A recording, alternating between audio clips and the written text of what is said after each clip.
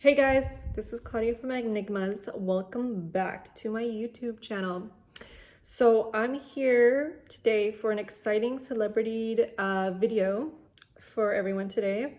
This is going to be a video on the late musician, singer, and actor David Bowie, also known as David Robert Jones to those. So overall, he was basically a rock star of the 70s. He was born January 8th, 1947 in the UK, and unfortunately passed away due to liver cancer January 10th, 2016. So only a few days after his birthday, which I believe was turning 69. So, and he died in New York City. So basically he suffered, I believe, liver cancer for 18 months. So it's very painful. He was a Capricorn sun, Leo moon, and an Aquarius rising. Aquarius rising people tend to give off that alien vibe, and they tend to live life very uniquely on their own terms, which the David Bowie definitely did, obviously. So before I begin, I just want to kind of squash this type of belief system that some people have, because I'm just speaking for myself. So as a medium and someone who speaks to the dead and sees the dead, and works in different dimensions and things like that, I want to let you guys know that you're no different when you die. There's like this belief that, oh, if you die, you see the light, or you're a better person. I can safely say that that is not the case. You don't automatically, like, when you die, oh, you see the light. You're exactly the same like you were. You're just continuing to live in a different dimension, and you're also continuing to learn just differently. So basically you're learning even after your death. So just want to let you guys know that beforehand, because this does connect with David Bowie. So my experience with the late singer, first time connecting with him, caught me by surprise, just because I didn't know much about him besides that he was a singer back in like the 70s. Like he rose to fame, I think, around that time, and that's basically it.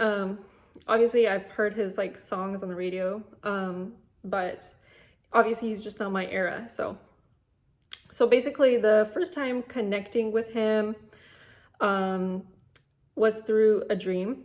So understand also that I can connect with spirits on different dimensions, and that includes dreams. So I can see them on visions. I could see them even on the physical. So as if someone was walking on the street, I could see them very clearly. Okay, so they come to me in whatever way they feel comfortable with. So the first time connecting with him was through a dream. I was like in this institution setting, like it looked like some kind of university type of scenario. Like I was like, what am I doing here? Felt sterile, felt not good. I felt really out of place. So I just decided, okay, I need to get out of here. And in the dream, I felt like someone was tugging the back of my shirt. So I kind of turned around and saw that it was the late singer. So it caught me by surprise because I never dreamed about someone like him before. So I was surprised. And then he told me that he wanted to show me some things. And that's kind of basically when I just woke up and I kind of brushed it off as a wild dream. The second time I connected with him, I was wide awake and I was just working, and I simply saw him physically standing right across the room. And this was after a few days after the dream, and basically was just standing across from me as if a normal person was standing across from me. So it's rare for that to happen, but it does happen. So basically immediately what he wanted to tell me was, I know this is gonna sound crazy, but this whole video is, this is a medium channel, so what do you expect? But anyways, he told me right off the bat that he's not gay. I know. So I was like, okay. To be honest though, to be fair though, I thought he was, like, at least bisexual. But anyways, he told me that he was not gay. He was not like anything. He was just, he's hetero. Apparently that was a big deal for him. Okay, so I did look this up because I didn't understand why he was so passionate about it. And apparently he did announce back in like 1972 that he was gay. And I guess he did that because from what he was telling me, he was doing that for publicity and the liberation that it gave him, apparently. So I'm letting you guys know that he's not gay. I'm so sorry. To anyone that was hoping he was on that team, understand that personally, I see sexuality as energy that needs to be balanced. So I don't see it in terms like how most people see it. But I understand that this, for people who are watching, and I will just simplify it using terms like, using labels like gay, straight, bi, just simply to ground the energy better so I can kind of interpret what I see. So anyways, immediately I started asking him about his family because that's what I do. So kind of nosy. So I immediately start asking him, hey, tell me about your, upbringing, things like that. So basically he kind of showed me using visuals and I could see that I can interpret. He showed me him holding his mother in a protective way. So I got immediately initially that he was very protective of her and that he didn't really want to talk about her because I wanted to go deep into her, but he was like, no. So I kind of I was like, okay, no problem. Very respectful. But then I think after a little bit, I started like, he was getting warmed up to me, that he started kind of revealing bits and pieces about her. She is a sensitive topic for him. So that's why you have to understand that these are people too. They're just on a different dimension. So you have to be respectful. So basically, I got that he had great love for her, but that she was also the source of shame because of the secret lifestyle that she led, which caused him to feel unworthy of intimacy. And this is what I was getting. The feeling, the visuals, this is what I was getting. So kind of wanted that was enough of her. I wanted to move on to the father, and I got energetically and through visuals that he was providing me that the father figure for him was a very cold and domineering presence, and he would beat David Bowie regularly. And this was because of the mother actions and the father's own insecurities. So energetically overall, from what I was getting from the mother and father, is that there was a lack of intimacy and trust between the parents, which caused a mental shift within David Bowie to develop when he was a child. I didn't get that the parents' marriage was out of love. I got that David experienced a lot of trauma, and the family dynamic was very cold and depressing. When I was looking in the house that he grew up in, I think it was like it looked kind of like a flat. I'm not sure how the UK is, but it's just like there was like this dark blue cold feeling in there. So that's basically what I was getting. He told me that he wanted to run away.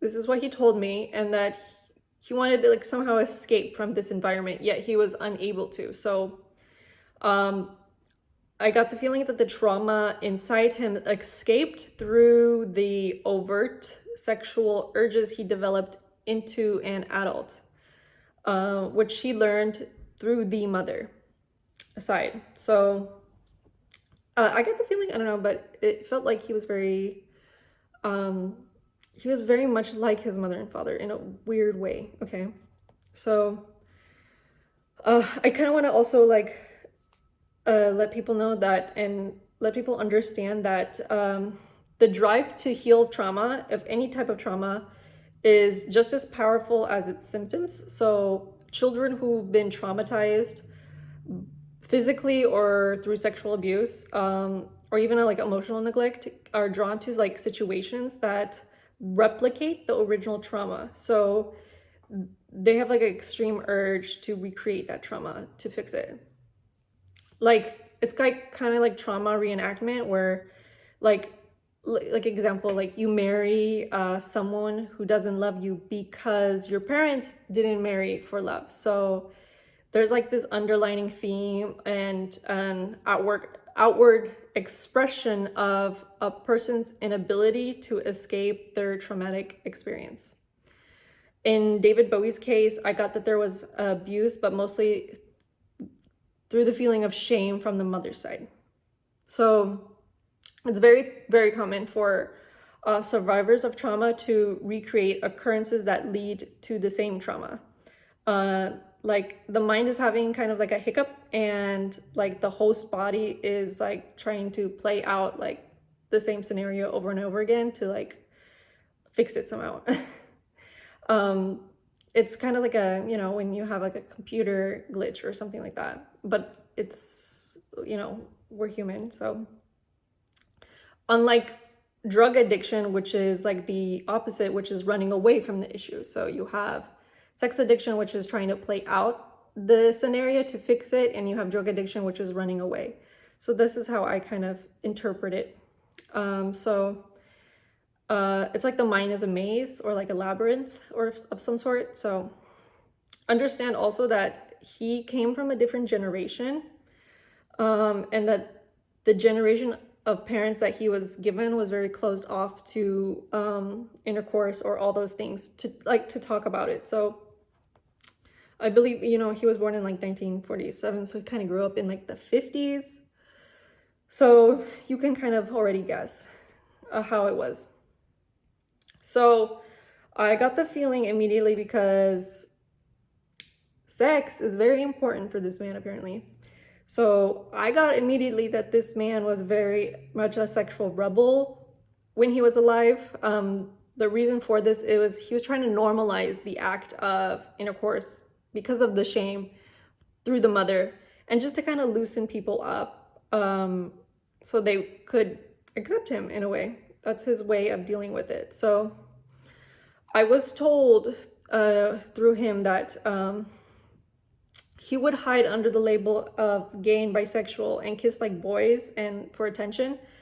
I get that it was like his way to rebel against the social values of that era and the father as well, and then also put into visual display the relativity of sexual social values and gain independence through that demonstration display. But also, if you didn't notice, but his eyes were very like two different colors, or like they looked different. So I forgot which one was which, but from what he was telling me, this was from the father. I also got that the eyes, from what I was feeling, that it was like there was like a loss of equilibrium within him, and the eyes were like a visual symbolism of that, from what I was feeling.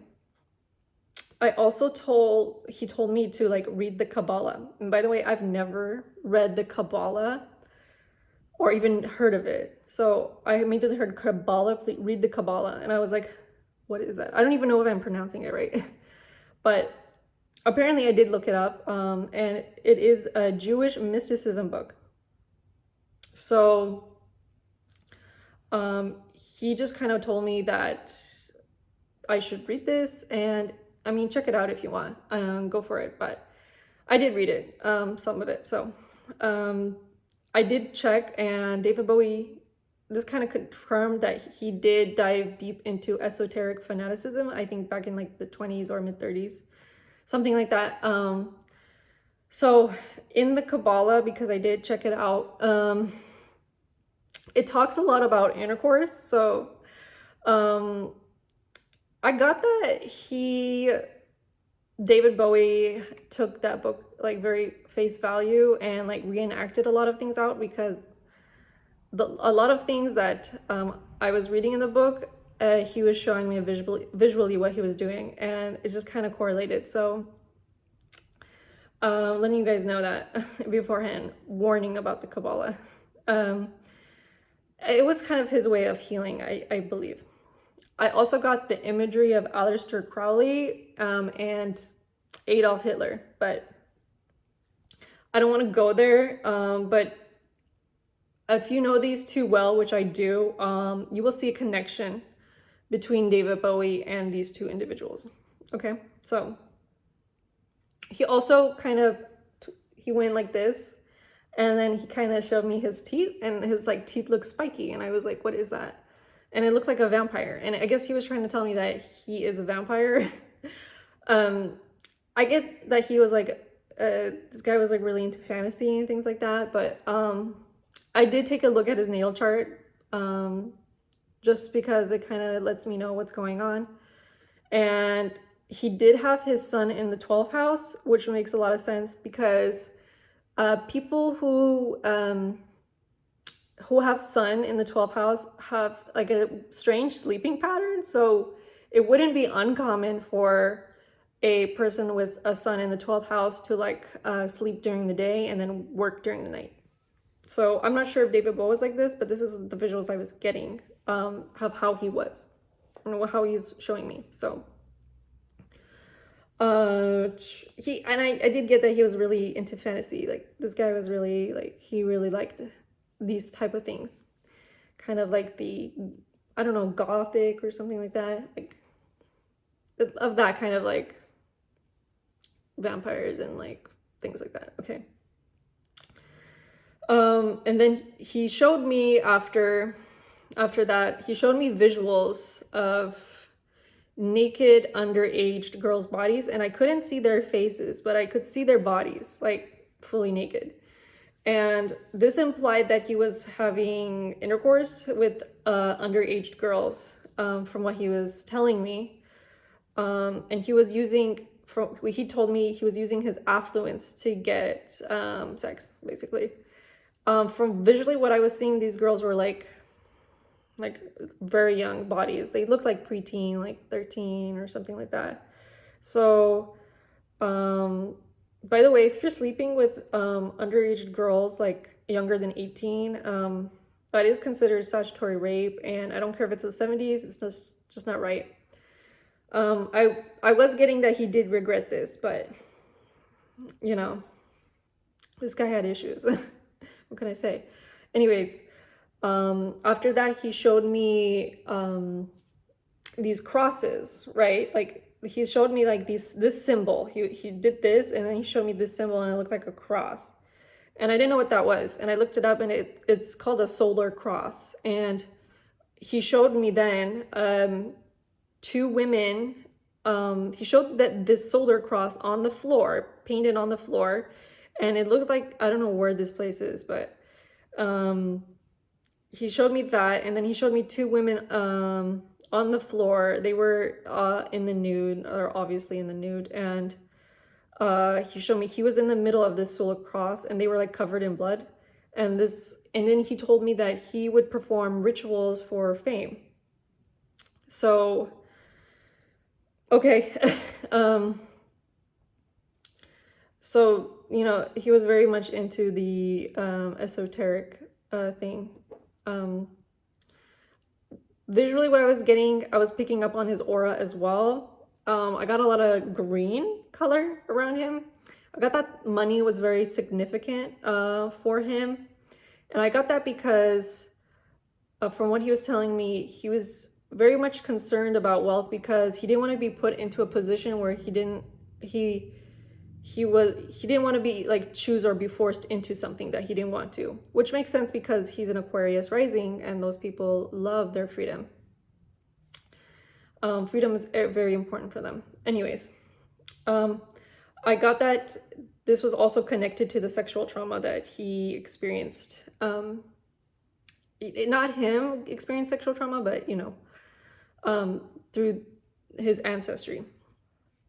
I also got that he wasn't in his body a lot, which makes sense because he was very much into fantasy. And I got that he did a lot of abuse of some kind. So this is most likely like drug abuse of some sort, because I just got that like kind of like that face, like he wasn't there. Like his body was doing whatever, but him was in the astral all the time. So I got that he was very psychic in a way. He was mostly in and out of his body all the time while using whatever substances he was using. So overall, what I was getting from David Bowie is that he feared intimacy and getting close to others. And was the emotional driving force that compelled him to do what he did throughout his life, which is like the good and the bad and the ugly, all of it. So he feared himself for being judged by someone close, and that was the disconnect within him. So that's what I was getting. So that was my video on David Bowie. Thank you for watching. Please leave a like, comment, and subscribe. And I would love to know your thoughts on him. So once again, my name is Claudia from Enigmas, and I'll be back with more videos. Bye.